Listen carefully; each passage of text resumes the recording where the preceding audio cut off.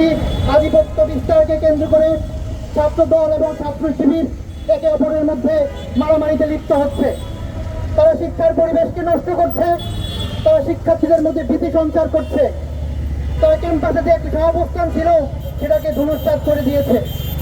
আমরা আপনাদেরকে বলতে চাই, আপনারা যদি ক্যাম্পাসে এসব সন্ত্রাসী কর্মকাণ্ড চালান, শিক্ষার্থীরা আপনাদেরকে বয়কট করবে, শিক্ষার্থীরা আপনাদের বিরুদ্ধে রুখে দাঁড়াবে। আমরা চাই ক্যাম্পাসে কোনো হারাহানি, কোনো মারামারি নয়। ক্যাম্পাসে ছাত্র নেতৃবৃন্দদের মধ্যে, ছাত্র সংগঠনগুলোর মধ্যে প্রতিযোগিতা হবে, ভালো কাজের প্রতিযোগিতা হবে, ছাত্রদের জন্য কিছু করার প্রতিযোগিতা হবে, ছাত্রদের কল্যাণের প্রতিযোগিতা হবে।